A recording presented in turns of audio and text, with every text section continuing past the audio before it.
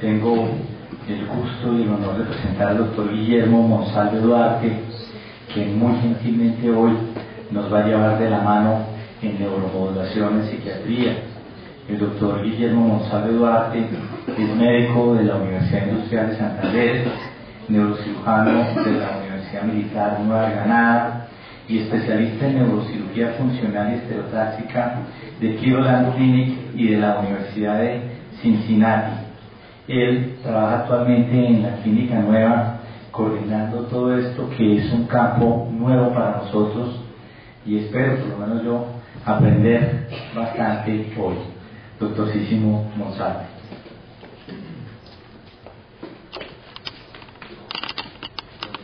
Bueno, muy buenos días, muchas gracias por su atención y por el honor de la invitación a esta reunión. Vamos a hablar hoy de neuromodulación en psiquiatría.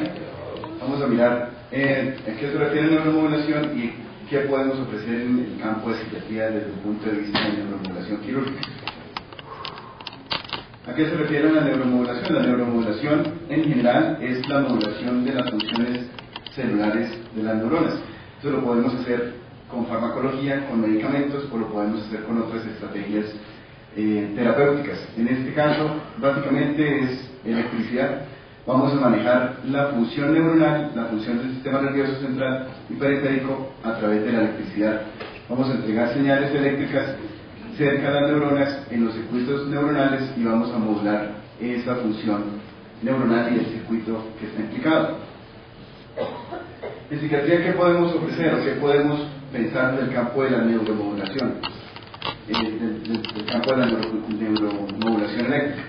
Podemos hablar de cirugía de estimulación cerebral profunda, como su nombre lo dice, es entregar electricidad en núcleos profundos del cerebro, en sitios muy protegidos, digamos, el tálamo, los ganglios basales, para tener un efecto terapéutico en estas enfermedades. En el trastorno obsesivo-compulsivo es una enfermedad ya, una indicación en neuromodulación aprobada por la FDA. En depresión resistente o refractaria al tratamiento, esta indicación está en este momento en manejo y en estudio para aprobación por FDA. Todavía no está aprobada, pero está en los estudios grandes de algunos centros importantes en Estados Unidos para obtener esta aprobación. Y síndrome de Tourette resistente o refractario al tratamiento. En la indicación o la manera como se aprueba el síndrome de Tourette es como un dispositivo de aplicación humanitaria. Todavía está en fase, podríamos decirlo como experimental o experimentación, pero vamos a ver qué resultados podemos tener con esta terapia en el síndrome de Tourette. Trastornos de movimiento asociados a medicamentos, como efectos secundarios o reacciones adversas a algunos medicamentos que ustedes conocen. Eso en la parte de psiquiatría. Y en la parte, en el campo relacionado con dolor crónico, podemos ofrecer estimulación de la médula espinal, estimulación de la corteza motora, estimulación del nervio periférico o infusión intratecal de medicamentos.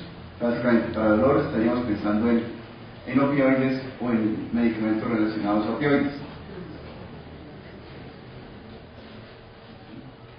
De una manera rápida, cuando hablamos de cirugía de estimulación cerebral profunda, quiero que nos ubiquemos qué es lo que hacemos nosotros los cirujanos en el quirófano y qué es lo que implantamos en estos pacientes. Tenemos un ejemplo de los electrodos en la parte superior. Los electrodos van a ir implantados en el cerebro del paciente, usualmente uno a cada lado del cerebro, en cada hemisferio, y va a ir conectado a unas baterías que son las baterías o generadores de pulsos implantables, que son los que vemos en la parte inferior. Esto básicamente es las funciones de un marcapaso. Un marcapaso no en este caso cardíaco, sino un marcapaso cerebral, un marcapaso de la médula espinal para dolor. Hacemos un planeamiento basado en imágenes. Vamos a determinar en qué sitio del cerebro vamos a dejar el electrodo. Vamos a mirar más adelante qué núcleos cerebrales vamos a operar o vamos a abordar pensando en enfermedades psiquiátricas, y ahí vamos a colocar los electrodos cerebrales. Esta diapositiva la traigo para mostrarles lo intrincado y lo complejo que son los sitios que operamos. En la parte superior izquierda vemos una tractografía, una reconstrucción tridimensional de de las fibras nerviosas alrededor de los ganglios basales y la parte basal cerebral, y vemos un sinnúmero de axones y de tractos y de trayectos que van a estar implicados en la mejoría del paciente o en los efectos secundarios que no queremos generar con la electricidad. Esta cirugía se hace con estereotaxia. Vemos un paciente con el marco de estereotaxia en la clínica donde me entrené.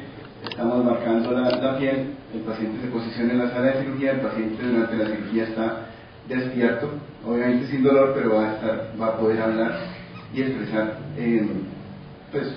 lo que siente, y necesitamos que responda a algunas preguntas durante la cirugía, días de la semana, que haga algunos cálculos, que mueva las extremidades superiores o inferiores, etc.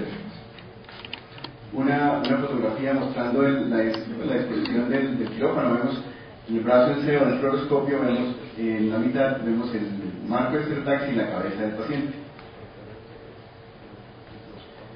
Es considerada una cirugía mínimamente invasiva. A través de este orificio trabajamos e implantamos el electrodo cerebral. Es un orificio aproximadamente de 1,5 centímetros, y a través de él vamos a mapear el cerebro y vamos a colocar el electrodo. Como nos muestra esta diapositiva, tenemos el orificio trépano y el conductor o microconductor a través del cual estamos colocando el electrodo cerebral. Tiene un diámetro de 1,2 milímetros el electrodo. Una radiografía de cráneo lateral. Una radiografía de cráneo lateral, el paciente implantado con electrodos cerebrales, todavía no conectado al generador, pero pues vemos cuál es la disposición de los electrodos en los núcleos profundos del cerebro. Un TAC, una tomografía postoperatoria en un paciente operado. En el postoperatorio inmediato vemos un poco de neumocéfalo de aire normal por la apertura de la dura madre, y vemos los artificios que generan los electrodos cerebrales. Este caso no era de un paciente con enfermedad psiquiátrica, un paciente con enfermedad de Parkinson, pero igual vamos a poderlos ver de esta manera. Rápidamente, una foto de una batería antes de ser implantada en la región pectoral del paciente. Hacemos un bolsillo subcutáneo e implantamos la batería, muy similar a un marcapasos cardíaco. La lectura de estos marcapasos, y luego, después de la implantación, es a través de la piel, por telemetría y conectado a un computador externo. A través de este dispositivo vamos a modificar los parámetros eléctricos, la polaridad, la amplitud, que es el voltaje, la frecuencia y el ancho de pulso de estos pacientes. Además que podemos chequear revisar las impedancias, la conducción de la electricidad a través de todo el sistema hasta el cerebro. Unas radiografías mostrando las baterías ya implantadas.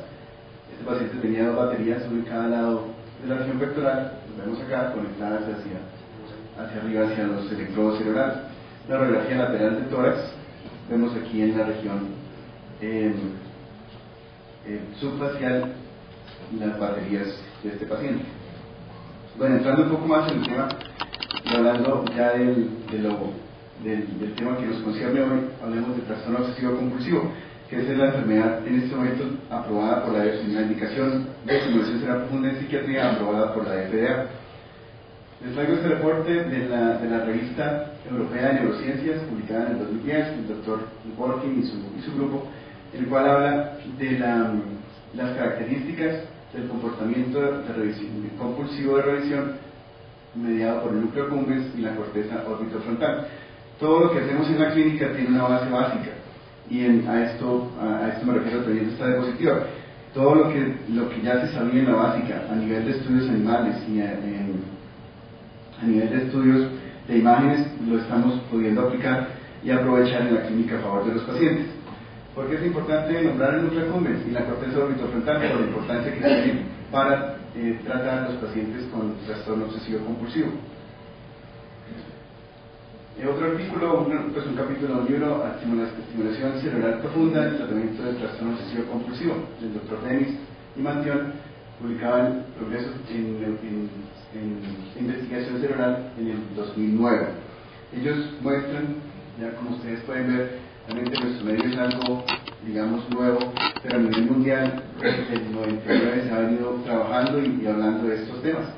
Vemos que el Dr. Nutin en 1999 comenzó a realizar estimulación cerebral profunda para trastorno obsesivo compulsivo y vemos en esta columna cuántos lados, qué tipo de cirugía se realizó, si fue cirugía bilateral o fue cirugía unilateral, qué blanco cerebral se usó, y vemos que los blancos en trastorno obsesivo compulsivo están alrededor del brazo anterior de la cápsula interna, de la parte ventral del núcleo caudado, la parte ventral del estriado, el núcleo accumbens, la parte septal anterior y lo que llamamos el área 25 de Brodmann, que es la corteza del cíngulo subgenicular. Ya lo vamos a ver en unas diapositivas. Vemos en esta diapositiva el número de pacientes que reporta cada artículo, el diagnóstico Obsessive Compulsive Disorder, un trastorno obsesivo compulsivo asociado a la enfermedad de Parkinson. Cuando hablamos de ganglios basales y hablamos de enfermedades psiquiátricas y trastornos del movimiento, estamos hablando de una amalgama de enfermedades. No podemos ver los ganglios basales como solos enfermedades del movimiento, sino que también las tenemos que ver con enfermedades relacionadas con manifestaciones límbicas y emocionales. Además, como vamos a ver adelante, también los ganglios basales tienen una tarea asociativa muy importante. Básicamente, hablando del trastorno obsesivo compulsivo, la escala para medición preoperatoria y comparación postoperatoria es la escala de J. Brown. La ven ustedes acá. Vemos en esta columna el porcentaje de mejoría de estos pacientes. Reportaba 35% en la escala de J. Brown, un 58% en la escala de J. Brown, 64%, 97% con la cirugía de estimulación cerebral profunda. Realmente, para pacientes que están muy incapacitados por su trastorno obsesivo compulsivo, una mejoría del 79%, 60%, 90% es algo muy, muy importante. La tabla continúa y termina en esta diapositiva de estudios mucho más recientes, 2005, 2006, 2007, 2008, que hablan también de estimulación bilateral para trastorno obsesivo compulsivo de estos blancos cerebrales. El brazo anterior de la cápsula interna fue pues, la mayoría de estos estudios. El doctor Quiaco Jiménez en la Ciudad de México, ellos son los únicos a nivel mundial que hablan de la estimulación del pedúnculo talónico inferior para trastornos obsesivos compulsivos, pero realmente los datos son muy pequeños, un solo paciente, un reporte de caso. Bueno, esta diapositiva me parece importante y pienso que pues debe quedar clara la relación que tiene el brazo anterior de la cápsula interna, el estriado ventral, el caudado ventral, el núcleo accumbens y el área 25 de Brodmann con otras estructuras cerebrales.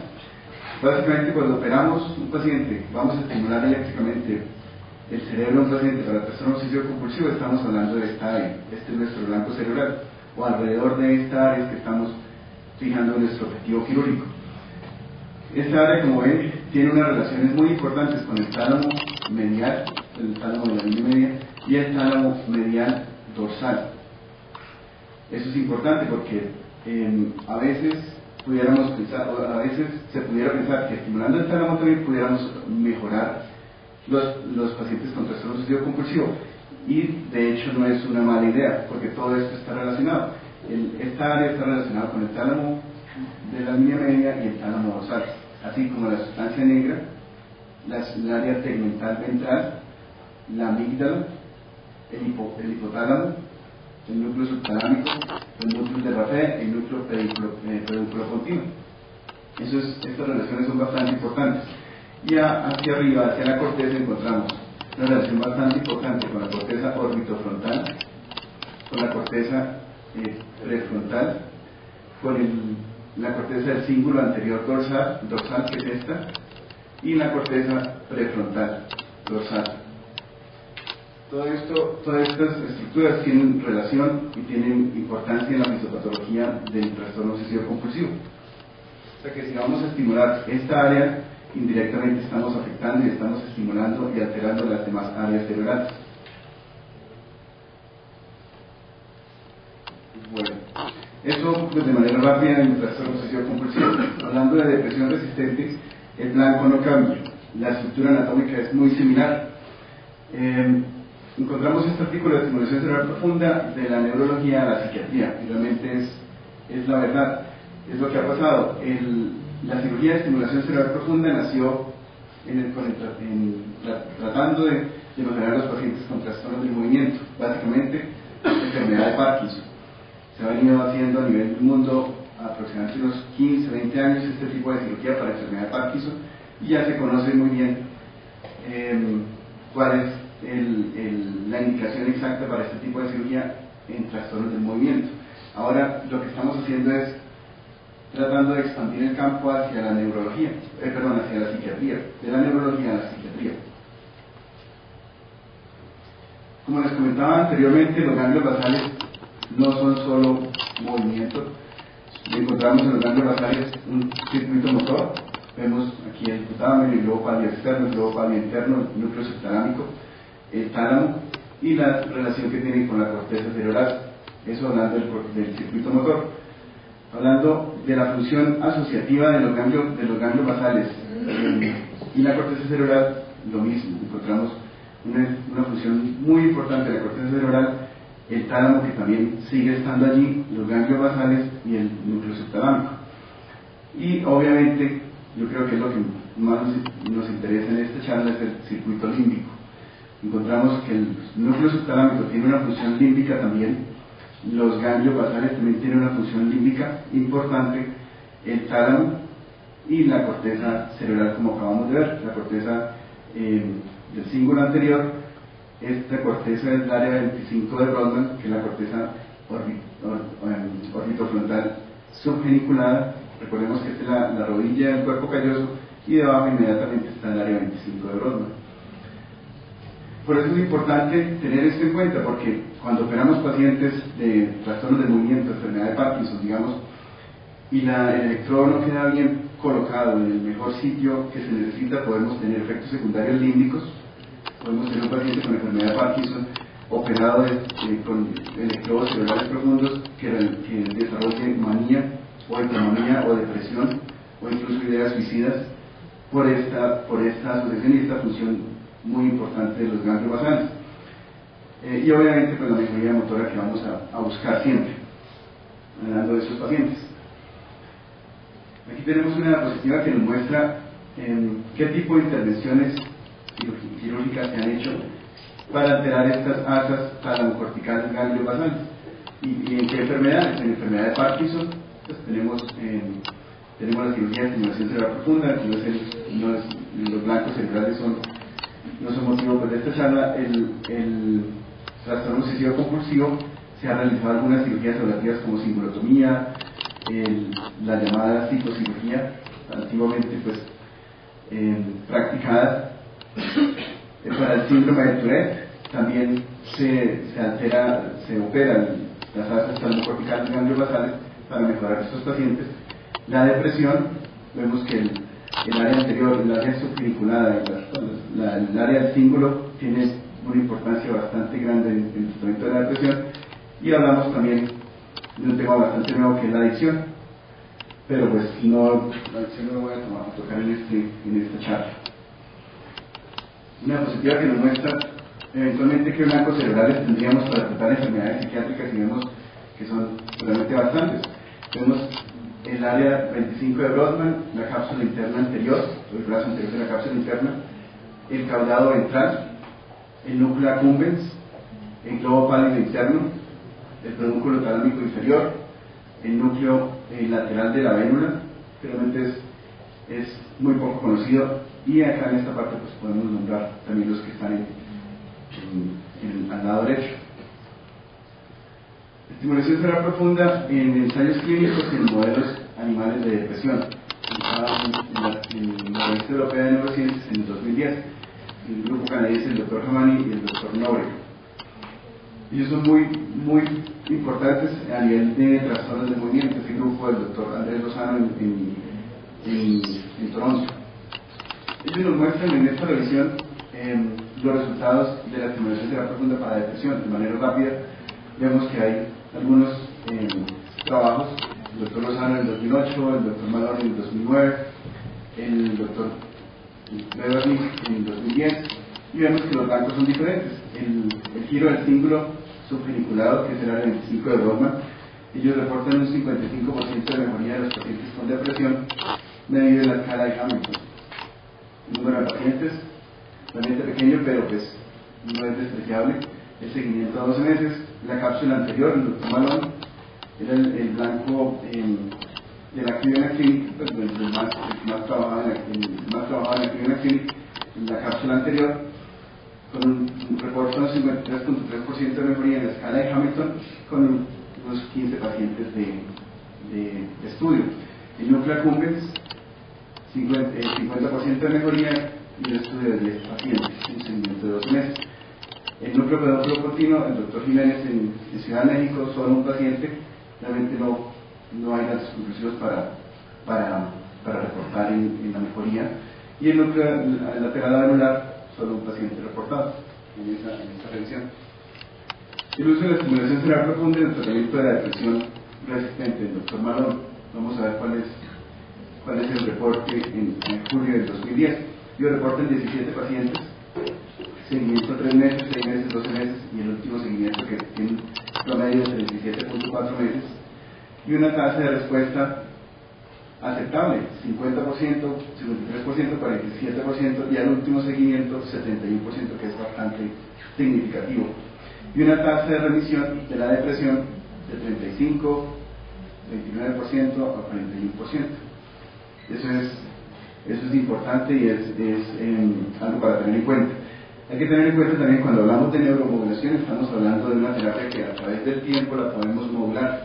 Cuando hablamos de lesión cerebral, hablamos de abordar un sitio cerebral, un núcleo cerebral, lesionarlo, y realmente pues eso fue lo que hicimos. No lo podemos modular a través del tiempo. Cuando colocamos un electrodo cerebral, podemos modular la función neuronal, alterando a través del tiempo la polaridad, la amplitud, la frecuencia y el ancho de pulso. Eso quiere decir y eso explica por qué en el seguimiento, los pacientes, en el último seguimiento, la mejoría es mucho mayor que en los 3 meses, porque el paciente poco a poco se va aprendiendo a conocer, se va buscando los mejores parámetros para la estimulación y buscando los mejores parámetros para obtener el beneficio en ese paciente específicamente. No hay unos parámetros estándar para todos los pacientes, tenemos que jugar de alguna manera con ensayo de error. Hablando de estimulación cerebral profunda para enfermedades psiquiátricas, el psiquiatra juega un papel muy importante. Pasamos al tratamiento del síndrome de Tourette.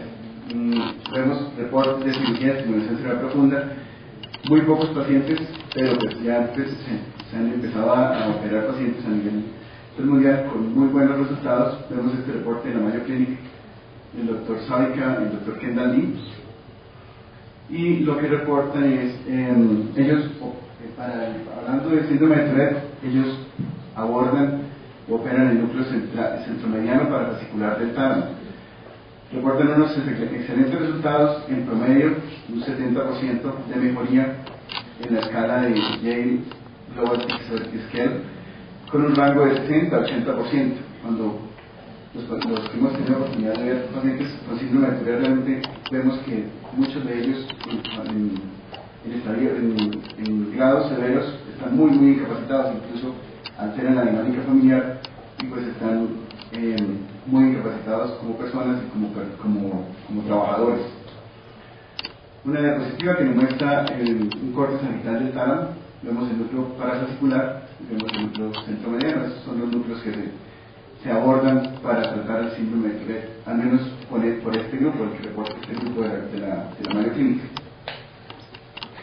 Aquí tenemos la tabla con los valores desglosados, y vemos que el porcentaje de cambios en la escala de Yale fue del 68.8% en el paciente 1, de 60% en el segundo paciente y 80% en el tercer paciente. Es significativo y bastante alto.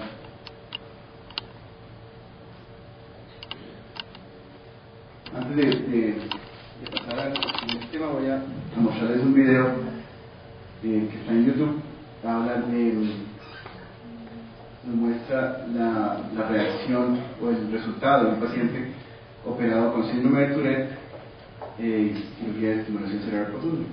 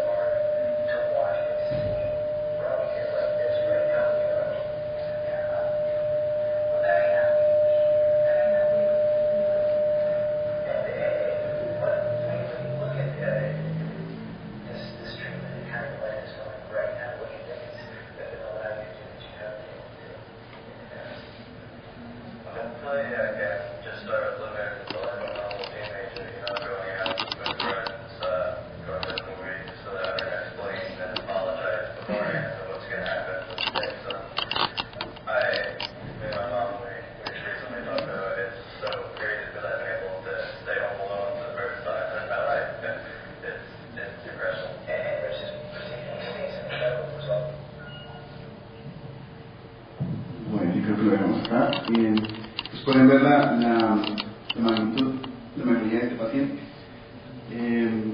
Es un paciente pues, operado con estimulación cerebral profunda de síndrome de Tourette, pacientes realmente muy resistentes al tratamiento, muy refractarios al tratamiento, han pasado por 10, 15, 20, 30 medicaciones y ninguna pues, ha tenido el efecto deseado, y con cirugía podemos lograr resultados pues, excelentes como este.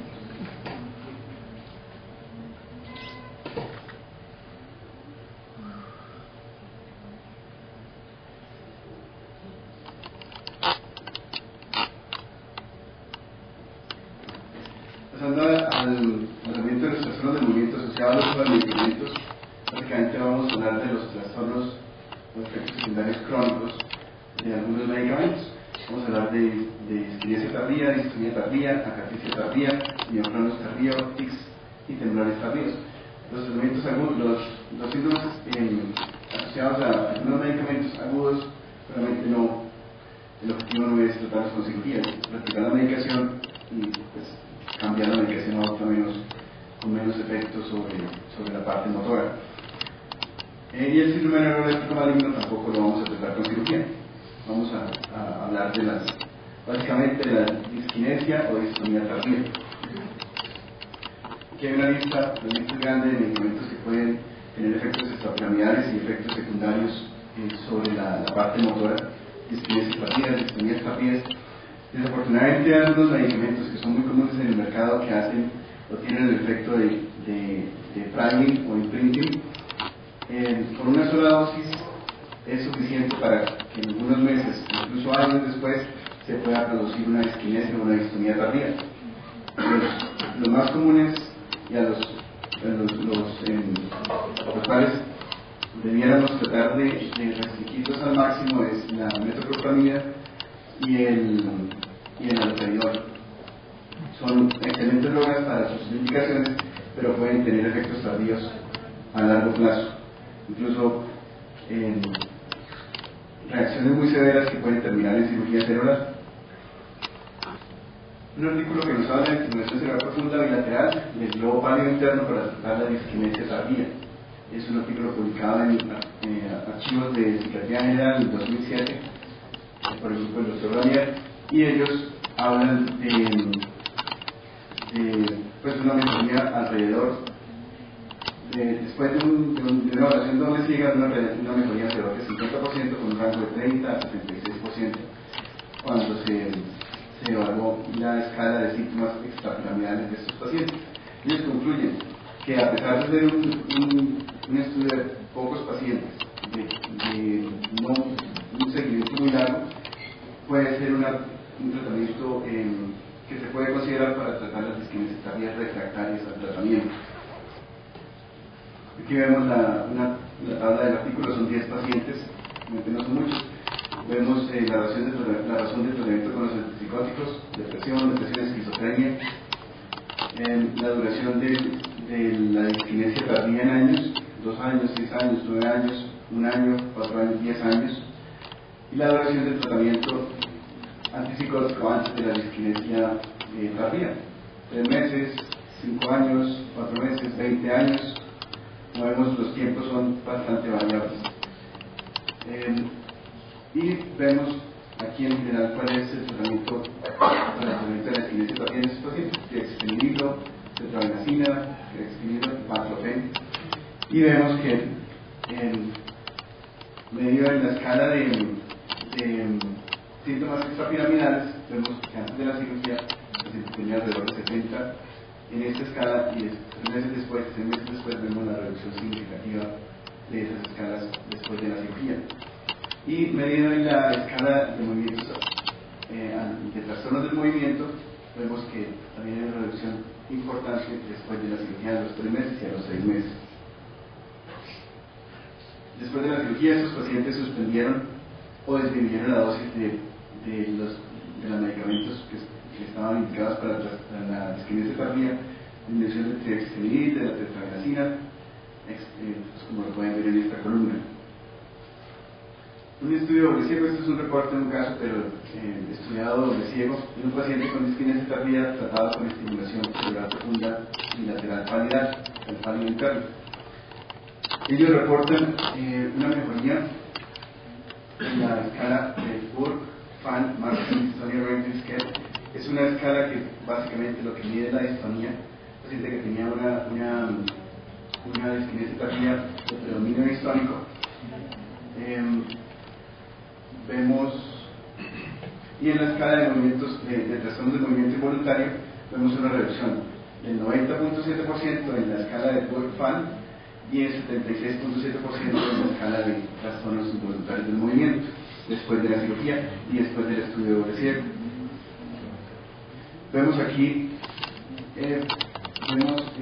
estas columnas negras oscuras es cuando el estimulador cerebral profundo estaba apagado, y lo podemos prender y lo podemos apagar a voluntad. Y estas barras grises más claras cuando el estimulador cerebral profundo estaba prendido. Entonces vemos que antes de la cirugía, así como los seguimientos, sin el estimulador y con el estimulador apagado, las escalas son muy similares, tanto en la escala de Burke-Fan-Maxen, que es esta, como en la escala de trastornos del movimiento involuntario. Cuando prendemos el estimulador, vemos que esa escala baja significativamente a los 3 meses de seguimiento y a los 6 meses de seguimiento, lo mismo en esta diapositiva, en esta escala. Eso es algo importante y algo para tener en cuenta. Pasando a otro tema relacionado con psiquiatría, desde el punto de vista de neuromodulación, podemos tratar también pacientes con dolor crónico. Muchos de esos pacientes terminan también en manos de ustedes, porque a veces pues, no se encuentran opciones terapéuticas adicionales para ofrecerle al paciente. Podemos ofrecerle desde la neuromodulación estimulación también medular, estimulamos eléctricamente la médula espinal para mejorar el dolor, estimulación de la corteza motora, eso ya es estimulación cerebral superficial, podríamos decir, estimulación del nervio periférico, específicamente el nervio que pensamos que está produciendo el dolor o está incapacitando al paciente, lo podemos estimular, llamémoslo nervio occipital mayor, nervio supraorbitario, nervio infraorbitario o cualquier otro nervio en las extremidades superiores, inferiores o en el tronco. Y podemos utilizar también terapias intraopticales, como les comentaba, la neuromodulación quirúrgica también incluye la modulación a través de químicos, medicamentos, en este caso intraopticales, directamente en el sistema nervioso central. En general, ¿qué enfermedades podemos encontrar que nos puedan unir el campo de la neurocirugía funcional con psiquiatría? Con la milectomía, la neuralgia posherpética, en general son dolores muy refractarios al tratamiento y que pueden llegar a ser muy difíciles de tratar. Dolor de miembro fantasma es una enfermedad fascinante y muy interesante. Neuralgia occipital, dolor facial, llámese neuralgia de trigémino o dolor facial atípico. Dolor postraumático, dolor por espasticidad y dolor por enfermedad cerebrovascular. Hablando un poco de dolor, hay dos teorías importantes que son las que nos orientan en este tipo de manejos eléctricos en el sistema nervioso central. Vemos en 1965 en la revista Science, publicado por el Dr. Melsack y Wolf, la famosa teoría de la compuerta. Básicamente lo que nos muestra este dibujo, en otras palabras, es que si adicionamos un estímulo superior al umbral del dolor, vamos a estar de alguna manera engañando al sistema nervioso central y diciéndole que no interprete la señal de dolor como dolor, sino que la interprete como una señal diferente o placentera. Básicamente lo que buscamos es estimular el sistema nervioso central con un umbral que supere el umbral de dolor del paciente y el paciente va a sentir hormigueo o parestesias en el área del dolor. Esas parestesias son modulables, como hablamos, y finalmente se van a hacer mucho más cómodas para el paciente y con el tiempo el paciente lo va a sentir cada vez menos. Otra teoría es la teoría de los osciladores cerebrales, que esta habla más o se aplica más a estimulación cerebral profunda o a estimulación de corteza motora, y habla que los diferentes circuitos cerebrales oscilan a una determinada frecuencia. En esto también de pronto han tenido ustedes algún acercamiento con las teorías del Dr. Quinas respecto a las oscilaciones talámicas, y en este orden de ideas va esta teoría también. Lo que vamos a encontrar es que si tenemos una patología, ya sea trastornos del movimiento o enfermedades psiquiátricas, vamos a encontrar el circuito alterado en su oscilación, en su frecuencia. Lo que hacemos con la electricidad es organizar esas oscilaciones de esos circuitos. Es como cuando llegamos a un salón y todo el mundo está hablando y está gritando, y llega alguien o alguna autoridad a poner orden. Es más o menos de esa manera que lo que vamos a hacer con la neuromodulación en el sistema nervioso central. Vamos a organizar la oscilación de esos circuitos y a mejorar la patología. Estimulación de médula espinal para el manejo del dolor crónico con estimulación de médula espinal del Dr. Epstein, en esta revista en el 2012, en este año. Tenemos unos ejemplos de los electrodos que implantamos para la médula espinal, electrodos redondos supercutáneos, electrodos planos o quirúrgicos. Básicamente lo que va a hacer es, a través de esos contactos que son metálicos, vamos a entregar electricidad al sistema nervioso central. Los software de los computadores son muy versátiles y podemos activar cuantos contactos queramos. Activar dejar neutro colocar pues como ánodo cátodo electrodo, este contacto. De esa manera podemos jugar para beneficiar al paciente. Y los tenemos de diferentes contactos, 4 contactos, 8 contactos, 2 contactos, etc. Vemos aquí una foto de las generadores de pulso, o sea, las baterías que tenemos en el mercado. Vemos una moneda, solamente pequeños, y van a variar pues, en sus características en vida útil, en si es recargable o no recargable. Bueno, eso Esos son ya más aspectos técnicos que uno discute con el paciente, pero en general estos son las baterías que podemos colocar en los pacientes. Respecto a costos, son implantables bastante costosos a nivel mundial y en nuestro medio también, pero ya hay estudios de costo-efectividad en el cual comparan la estimulación de médula espinal con el grupo no quirúrgico, y a largo plazo es más beneficioso para el sistema ir por la vía de la estimulación de la neuromodulación que seguir pues, con múltiples consultas de sus pacientes, con las múltiples medicaciones, con medicaciones muy costosas y con las terapias adicionales que necesita pues, el paciente. Un estudio multicéntrico, abierto, prospectivo de la eficacia de la estimulación medular y identificar pacientes que se pudieran beneficiar, fue publicado en el 2011, abril del 2011, y ellos, valorando la escala visual análoga y la escala de calidad de vida, ven que la escala visual análoga mejora de 74 puntos a 23 puntos. Recordemos que en la escala visual análoga, entre más alto el puntaje, más cerca a 100, es peor el dolor, y más cerca a 10 o a 0 a 10 sería un dolor muy leve y 0 sería sin dolor. Vemos que la estimulación medular mejora el dolor medio en esta escala. Y en la escala de calidad de vida pasa de 0.43 a 0.66. En la escala de calidad de vida, lo más cercano a 1 es la mejor calidad de vida. Vemos que la calidad de vida de estos pacientes mejora. Y pues ellos concluyen que la estimulación medular puede mejorar el manejo del dolor y la calidad de vida de los pacientes con dolor crónico. Estimulación de corteza motora, ya casi para terminar, tenemos que recordar los homúnculos cerebrales, el homúnculo sensitivo y el homúnculo cerebral, el homúnculo motor, son muy similares. La garganta está muy cerca al opérculo, acá. Luego viene una representación muy grande y extensa de la cara, de la mano y el pulgar, y luego viene el cuello, el tronco, la cintura y el miembro inferior y los genitales en la parte más cercana al torso calloso. Ustedes se preguntarán por qué estimular la corteza motora para mejorar el dolor.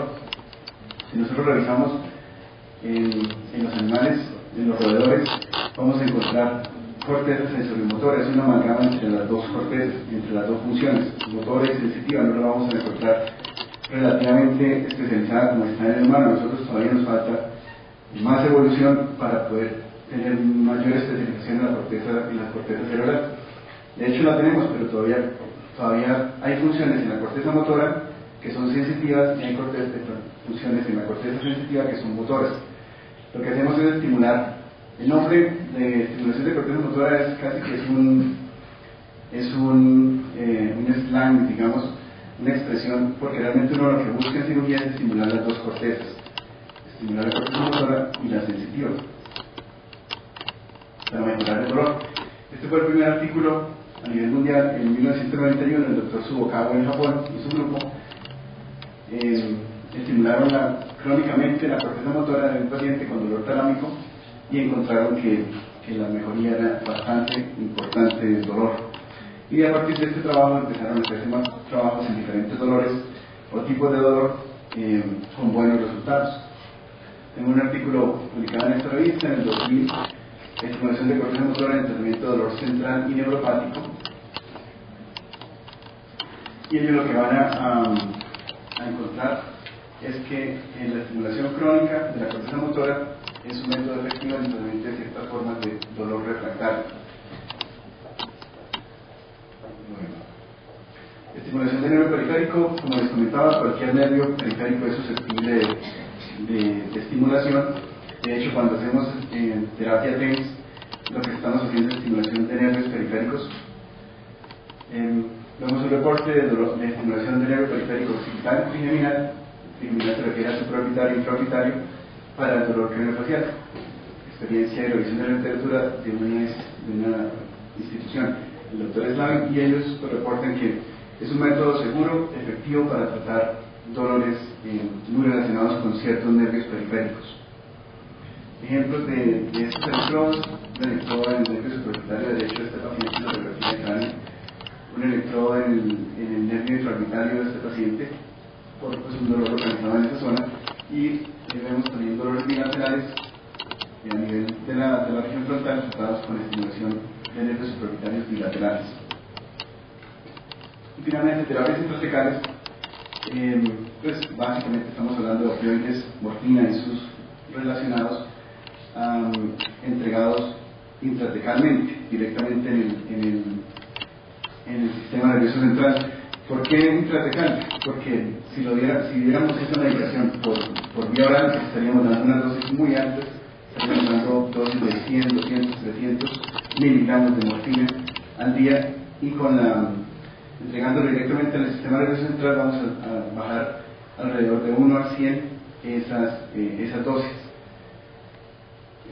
Pues finalmente lo que concluye este artículo y este trabajo es que la morfina intratecal para dolor, lo que llaman intratable, es un método efectivo y seguro. Aquí vemos una foto de una de las bombas intratecales que disponemos en el mercado. Esta es la bomba que tiene un generador, una batería básicamente, y un reservorio que uno va llenando aproximadamente o rellenando cada 3 a 6 meses con la medicación, y el catéter que va al sistema nervioso central en la columna. Estos son algunos de este artículo, de este reporte, algunas de las enfermedades que trataron con morfina intratecal, como dolor post-laminectomía, dolor lumbalgia, lo que llaman intratable, alaminitis, síndrome de dolor regional complejo, dolor luego de cirugía de columna cervical, fracturas de compresión en la columna, síndrome de dolor post-toracotomía, dolor por cáncer, dolor por miembro fantasma y otros. Muchas gracias.